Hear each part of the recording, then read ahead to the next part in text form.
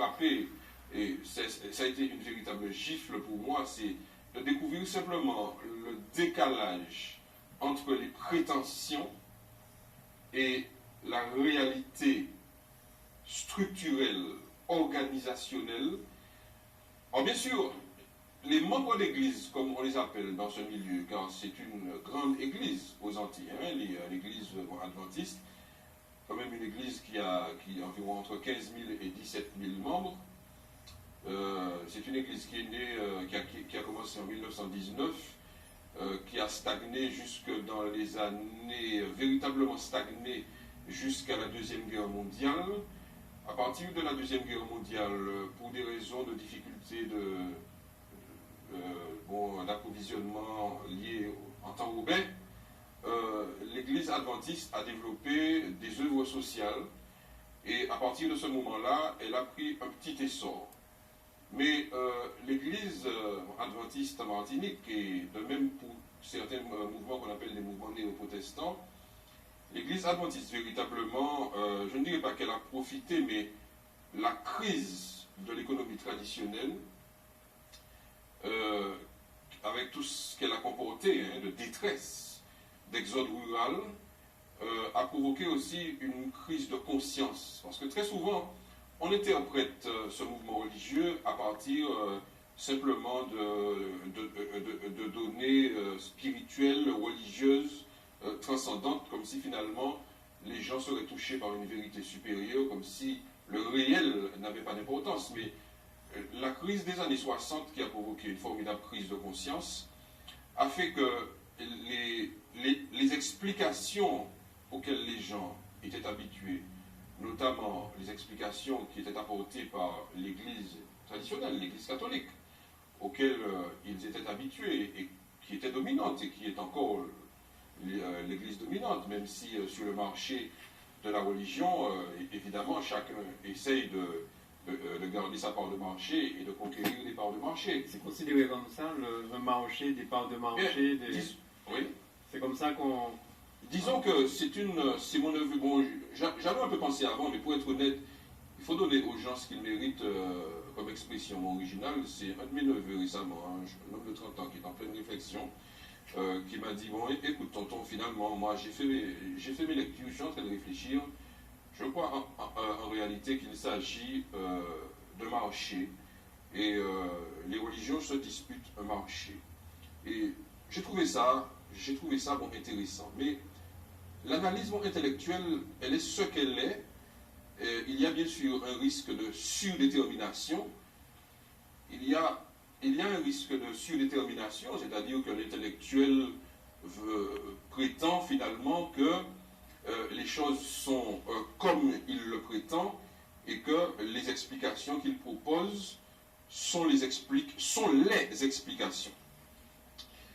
En réalité, bien sûr que la Deuxième Guerre mondiale, avec ses difficultés et temps roubaix, ça a favorisé l'Église adventiste intelligemment, a pris des initiatives qui ont effectivement, elle a développé un réseau d'entraide et bien sûr, elle a attiré un certain nombre de personnes, disons entre 1000 et 1500 personnes, mais c'est la crise de l'économie traditionnelle qui a fait littéralement décoller l'église adventiste en Martinique dans les années 60 avec l'exode rural, et puis ensuite dans les années 70 il y a eu un véritable projet ils disent d'évangélisation, mais qui est en réalité un projet d'expansion à travers ce qu'ils appellent des efforts, des campagnes d'évangélisation, et donc avec des gens très actifs, très convaincus ce sont des gens très convaincus, hein, et souvent très sincères, comme tous ceux qui sont dans les églises. Et donc il y a eu un certain nombre de formations.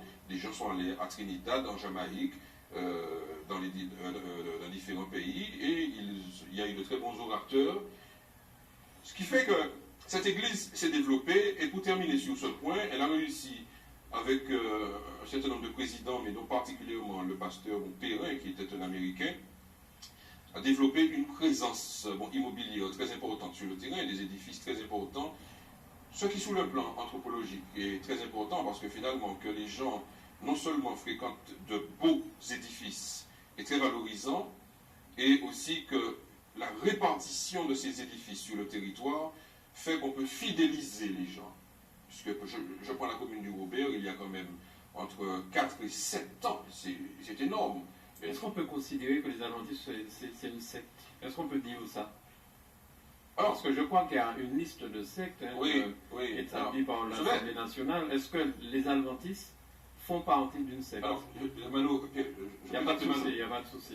Permets-moi de te dire que les adventistes n'aiment pas quand on dit adventistes. Ah bon? Ce sont les adventistes.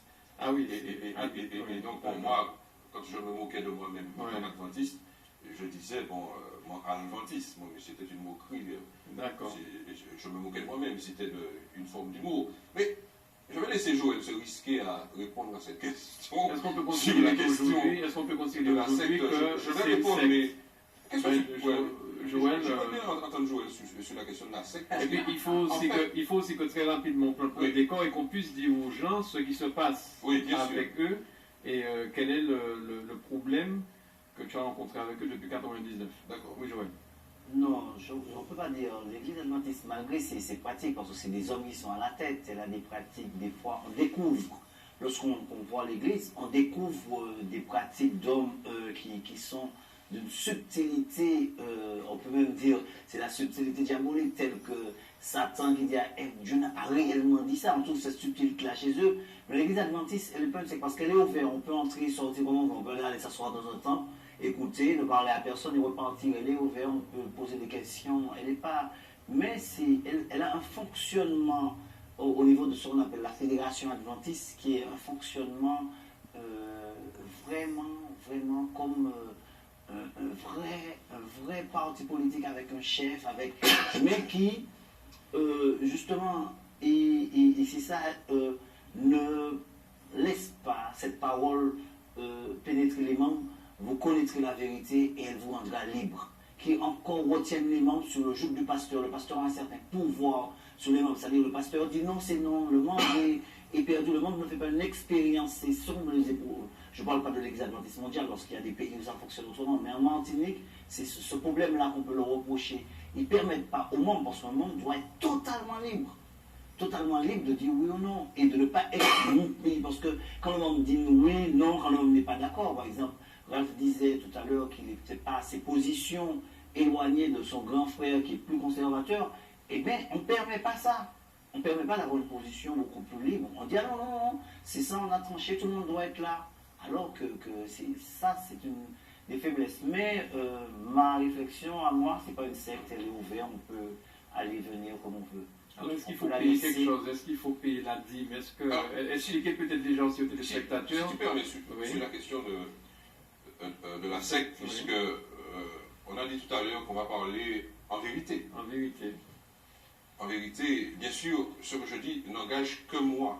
Hein, il ne s'agit pas, je ne suis pas porteur d'une vérité absolue, ni d'une vérité non plus. Je dis ce que je crois être ma vérité, parfaitement discutable.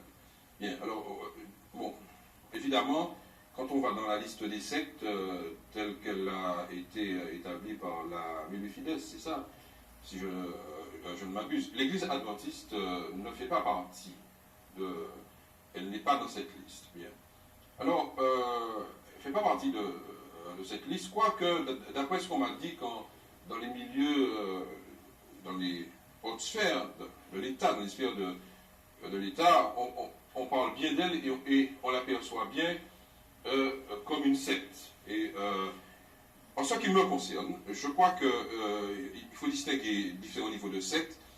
Il est clair que l'Église adventiste n'est pas une secte coercitive. Bon.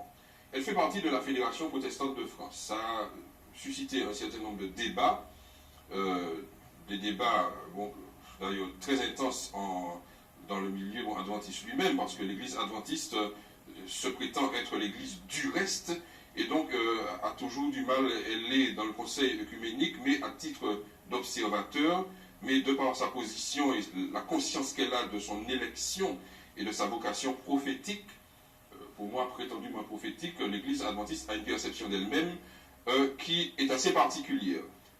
elle n'est certainement pas une secte coercitive, puisque, comme dit Joël à juste raison, il ne s'enferme pas avec des enfants et des femmes dans des communautés où on ne peut pas sortir, etc. Bon, il y a différents niveaux de secte.